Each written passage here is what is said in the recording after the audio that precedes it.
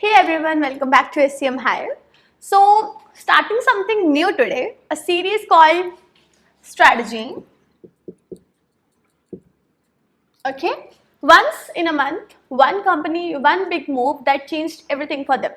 Here today's story, a tiny bro car company in Japan, please note this, right after a war, somehow grows into one of the biggest car makers on the planet without ever having as much money as its competitors. And the question is how? They did not outspend anyone, they just refused to waste anything.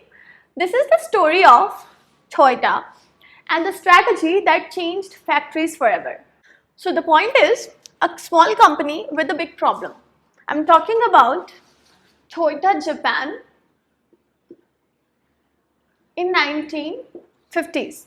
Japan just after World War II. Money is tight everywhere. Toyota is small, almost broke you can consider.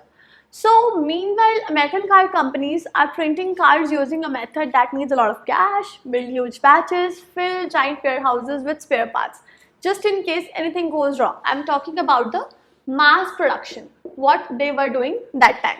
So you can imagine like trying to open a restaurant with almost no money, right next to a giant restaurant chain that can afford to stock 3 fridges full of every ingredient just in case.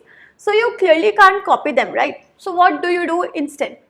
And that was the Toyota exact problem at that time. And the man who solved it was engineer named Taiichi Ohno. I will write here. So it is Taiichiohno.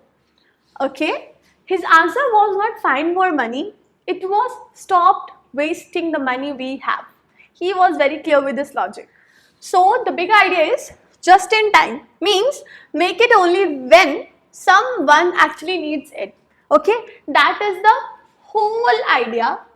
Okay, sounds almost too simple, right? Let's see why it's actually genius. Think about two food stall. Okay, I'm giving an example. Stall A and stall B. Stall A cooks 100 plates every morning, guessing how many people will show up. Whatever doesn't sell, we will throw away, like thrown away, and money is wasted. What stall B, it was doing like the moment you walk up and order, that's when they start cooking. Nothing is ever wasted because nothing is made before someone actually wants it. So, Toyota built the entire factory like stall B. No guessing what might sell. Wait for a real order and let that one order pull everything into a motion. The factory, the parts, all the way back to raw material. So, the old concept, the old way was push and the new is pull.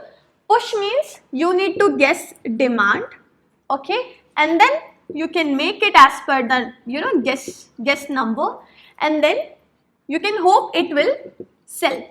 And the pull means that is a Toyota way. Pull means wait for order and then make it. Very clear, right? One more piece to this, Toyota did not just wait for orders randomly. They match their speed to real demand too. For example, if customer were buying one car every 60 seconds, means in every 1 minute, the line had to finish one car every 60 seconds, not faster, not slower. Toyota called this factory, factory's heartbeat. It's set by the customer, not by whatever felt convenient that day. So think of you can think as like queue at a coffee shop. If customer arrives one every minute, so the coffee takes 3 minutes per coffee. The coffee shop takes 3 minutes per coffee. And what will happen? The queue explodes. If the coffee shop is way faster than customer arrive, coffee pile up and go cold before anyone drinks them. So Toyota tuned their whole factory to move at exactly the customer pace, no more and no less. The next strategy was a little car that runs the whole factory.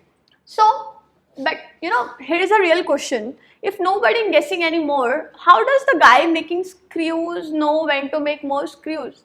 Toyota answered it's honestly out of my favorite ideas in all of the business. So that is a cart. You need to focus here. You're getting my question? The question is, if nobody is guessing anymore, how does the guy making screw know when to make more screw? So the Toyota answer was, I will explain in a simple way. You can imagine a small water bottle shop.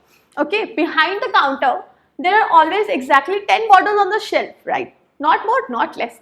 Attached to the shelf is a card. That card just say one thing: shelf hold 10 bottles. Now, here what happened during the day? A customer buys a bottle. Now there are how many bottles left? 9 you can consider because one already sold. So 9 bottles on the shelf. The moment that happens, the shopkeeper takes the card and sends it to the warehouse in the back, and the card is basically saying, means the mention point is, one bottle got sold, please send exactly one more. The warehouse sees the card, sends one bottle, and the shelf is back to 10. Easy? So the concept is, no card is equal to warehouse does not send anything. Warehouse does not send anything. Easy. That's it. That's the whole idea. The card is just a signal. It only gets sent when something is actually used. It's already used. Nobody in the warehouse is guessing how many bottles to make today. They just wait for cards to arrive and only make exactly what the card asks for. This is a very small example I'm saying, okay. Toyota did the exact same thing, but instead of water bottle, it was a car parts. A part get used on the line, a card goes back to whosoever makes that part, and that's the only reason a new one gets made. No card, nothing gets made, simple as that.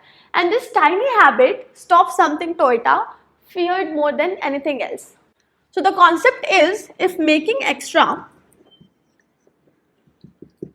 okay, what will happen? The worst waste of all, because extra stock hides every other problem. Think of a warehouse stacked with extra spare parts. I am giving you one more example. If a machine slows down, nobody notices, and there is a plenty of backup stock I have that I can easily cover the gap. And the second thing, if a supplier is a little late, it barely matters, right? There is a buffer sitting there in my warehouse. The problem is quietly hiding behind all that extra stock. Now imagine removing the stock quite completely, means no stock in the warehouse. The slow machine you will notice within a minute because there is nothing to cover for it. And the late supplier, the line stops immediately and everyone knows exactly why. The reason we know why it stops. So nothing is hidden anymore. Every problem shows up the moment it happens, which feels risky, but it's actually the point. You can fix a problem, you can actually see. Now, the next question is why this is really about money. Here is the part that made this is a genuine strategy, not just a factory trick, okay. If I will say extra stock, okay, is sitting on a shelf, which is equal to money that is stuck and frozen. Money that is stuck and frozen. You get it? Means extra stock sitting on a shelf is equal to money that is stuck and frozen. Imagine putting your salary in a locker instead of a bank account. It is technically still your money, right? But you can't use it for anything while it just sits there. That's exactly what extra stock does it to the company cash. So the less stock Toyota kept, the more cash they had free to actually use. Understand this line, okay? You need to listen again. The less stock Toyota kept in the warehouse, the more cash they had free to actually use to pay workers, to improve machinery, or to survive a tough month, whatever reason they can use. And here is the twist that surprised everyone. As Toyota stock went down, their profit went up at the same time. Most people would guess the opposite. Less stock, it feels risky, right? So, but less stock means fewer places for problem to hide. A defect could not sit quietly in a warehouse for weeks before anyone noticed. It showed up almost immediately. So it got fixed fast before it got too expensive. Less stock, less waste, more cash, more profit, all connected.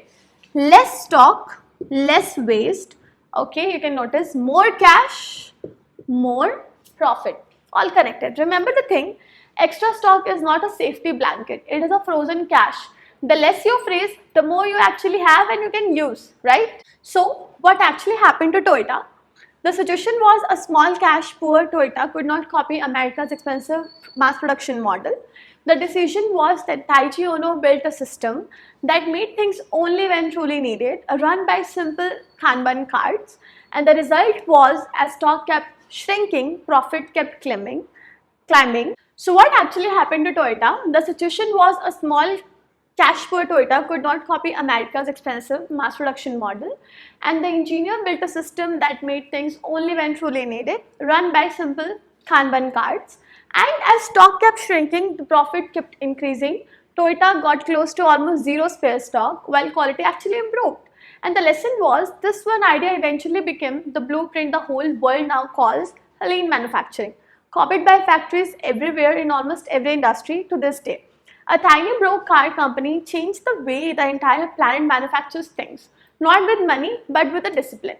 So we discussed today JIT, just in time, means make it only when someone actually needs it. Okay. The second is takt time, means match your speed to the customer's speed, not your own. The third was Kanban card. It means the signal that tells you when you want to make more or you need to make more. The fourth we discuss extra stock, means frozen money and a place where problems hide, you can't see. And the 5 JIT, 3 things to work. It was steady demand, reliable suppliers and good quality of the products. So that is the strategy number 1. Okay, next month I am planning to make other video on the strategy, and which will connect straight to the supply chain concepts. And if you like this new series, please hit that like. It tells me to keep making such kind of strategies and strategies video. Comment which company strategy you want next, and if you are new here, please subscribe the channel. One strategy video every month. See you in the next one.